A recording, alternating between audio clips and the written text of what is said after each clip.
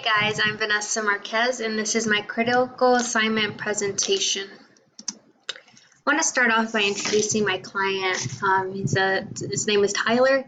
He's a 35-year-old male. His body type is mesomorph, meaning he has a large bone structure, athletic build, lots of added muscle. He's experienced in the gym as far as weightlifting, resistance training. And his goal is to increase lean muscle mass and strength, and we decided together, due to the fact that he is in a plateau phase of his training, he needs additional assistance with muscular hypertrophy to improve his strength and increase muscle mass. So here we are. We started off with the functional movement screen. He scored a 17 out of 21, which is about 80%. And it was evaluated that there aren't any concerns with him not to participate in an exercise program. So based off the FMS, the client, his weaknesses, as you could see here, is his hurdle step on his left side was not as, he didn't have as much ability as he did on the right. And then on his ability, rotary stability, and he is a little tight. And so we have to take in the factor that he does engage in resistance training exercises 5 to 6 times a week. This could be due to the fact that he has lots of muscle tissue. So he's not as, his pecs or his shoulders, his muscles might be tight. So maybe that is why his flexibility and his range of motion isn't as it should be. But as far as his score, he's clear to engage in a exercise program, and we're going to move forward from that. I'm going to go into the training exercises and the program that I designed for him based off what his goal was. So we see here in mesocycle 1, you'll see that his sets are at three sets, and the rep range is 8 to 12 reps with the intensity of 50% to 65%, his 1 rep max. So the intensity is fairly low to moderate, and I'm going to have him engage in resistance exercises 5 to 6 times a week with aerobic exercises twice a week. And it's only to be about 20 minutes. And so if you see here to the left, you'll see that aerobic, which is a cardio, is going to be 60 to 70% his max heart rate. The reason why I have him at that percentage of 60 to 70% is because when it's at that rate, the fuel system is going to be fat. We don't want him to use carbohydrates or his glycogen storage for cardio. So since cardio is going to be before he engages in resistance exercises, we want to keep his glycogen storage not used or touched, because we want to use that for his resistance exercises. So having the percentage at rate, he will use fat for energy. You'll notice that, let's say this is Monday, he'll engage in 2 split muscles per day. So this one is chest with triceps. Next day will be back with biceps. And you'll notice that the sets in the rep range intensity is all going to remain the same. Here on day 6 and 7, he'll have his rest days of resistance training and only engaging in cardio for that 6th day, and rest day completely for day 7. Set reps and intensity is the same for week 2. Pretty much the same, except the exercises have changed as we're introducing different exercises, and we want to make sure his muscles don't get used to the same exercises, as we want to make his muscles grow. So muscle memory, we're doing a linear type periodization program. Non-linear meaning that as the weeks progress, that exercises are changing, the reps are changing, intensity is changing, sets are changing. As we go into mesocycle 2, every 2 weeks, the intensity is increasing. We have sets have increased and the reps have decreased, meaning his workload. So now he's going to be picking up more weight. In mesocycle 1, we were focusing on muscular endurance. Now as mesocycle 2, we're focusing on the strength and the workload and how much weight he's pushing. That's why the intensity is a lot higher. You notice that the exercises are the same in day 1 as it is in day 1. Sorry, exercises is the same in week 1 as it was in week 1 of mesocycle 1, but the intensity, sets, and reps have changed. So we have week 2, now we're increasing more of the intensity. That 85% is 1 rep max. And I have rep ranges from 4 to 5. I'm sorry, set range of 4 to 5 and rep range of 8 to 10. And you might ask why I have a range instead of a set number. The reason is, as he's working out, I don't mentally know what he's feeling or if he's fatiguing. I'm going to physically see him, but internally I don't know if he's exhausted or it's just me mentally pushing him. So I'm going to make him decide if he could give an extra rep or two, or if he has enough to give to do another set. But it's a common communication between the both of us to determine if, yeah, I could see you, let's do one more rep, or you know what, that felt pretty good, I could give one more set. So it's a communication like that, and that's why there's a rep range and a set range there. So as the weeks increase, his strength should be increasing, muscle mass should be increasing since the intensity is increasing, and the workload and the volume of the weight that he's pushing should be increasing. So that's why rep range is low, because he's pushing more of his max weight now. So I'm going to go into the exercises I picked for him to be videotaped in.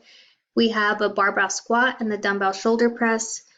I picked those two, but overall he did pretty well, and most of the exercises I assigned to him. So let's see.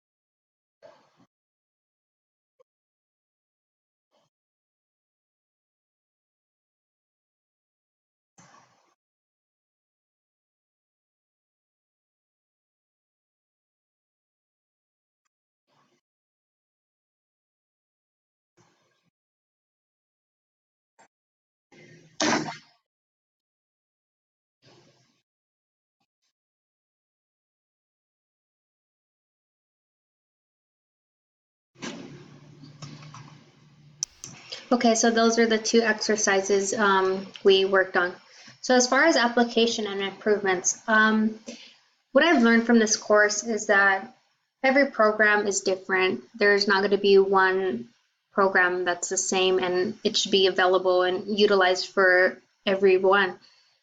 Everyone has different goals, everyone has different abilities and different factors that don't allow them to engage in physical activity. So it's our job, and what we learned is design specific programs and take the time to evaluate a client and their weaknesses and their strengths and what their goals are, and to really write out a good program for them. And this will help me expand my clientele as well, because in this course I've learned different strategies, different exercise techniques in the right way, the right form, what works for certain people. If their goal is for weight loss, or goal is for strength, or goal is to increase endurance or flexibility, everything is going to be different. And I've learned in this course a lot of things I probably didn't know, and I could expand and share my knowledge. And it would help me with improvements in my online clientele. I've learned how to make programs and really write them out as far as the intensity and how to really explain it so that it's easy to read and really easy to understand. As far as I can improve on my FMS assessment skills, it was my first time in this course or ever using it, and the more practice I get, the more better I will be at it. But I really want to I really want to improve my skills and the rationale behind it, and it's important so I could share with my clients, like, this is what the results said, and this is why it's important to test certain areas of the body. And I could completely explain it with confidence without any hesitation to why each test is needed and why we're doing it, and explain to them their results. So those are some of the improvements I could give with myself. As far as faith integration in this course, I wanted to conclude 3 quotes, like biblical quotes that can be used or help you guys and how they relate to this course or as we reach our degree in our master's program. But one, Peter 4:10, as he said, as each has received a gift, use it to serve one another as good stewards of God's varied grace. To me, this means that as we pursue our masters and our education, this is a gift, this is a skill, and we all, people, or us on earth, we all have different skills, either if it's in business and financial advice, or it's in exercise programs, or it's in the medical field. We all have special gifts and different abilities. And since we're all dynamic and different, it's our job to share our knowledge and to help us and do good with our skills. So if we're able to help someone reach a goal, it's a gift. It's someone will appreciate it, and it's our job to pass it on and share each other so we can live in grace. Next one is Mark 9:23. As Jesus said to him, "If you can, all things are possible with one who believes." I really like this quote because I'm really into motivating and inspiring everyone. And then I do this on my own with my own clientele and people on social media. But I like to instill traits that it starts with yourself. It starts with, you don't look at someone and say, well, why do they have this? Or why are they in such great shape? But they could do it, and we're all equal. And all you need to do is believe in yourself, and you shouldn't make a barrier of why you're different from someone else. We all have the same possibilities. All things are possible. All things are open to us. But you need to instill in yourself to believe in yourself, and it starts with yourself mentally and spiritually to conquer these things and these goals and these achievements. And just like, it doesn't even have to do with fitness, but it could be with our education and what we're striving for. If you truly believe in yourself, anything is possible, and I think that belief is the strongest thing we could ever have. So I really enjoyed that quote. The last one would be Galatians 6:4. But let each one test his own work, and then his reason to boast will be in himself alone and not in his neighbor. This kind of sounds like the second one, but let us one test our own work. I like this because it's like a testimony of yourself. I kind of relate to this, like when I'm in the gym, and I'm like really into fitness and getting in great shape and being the best version of myself. And at the end of the day, you need to ask yourself, who are you doing it for?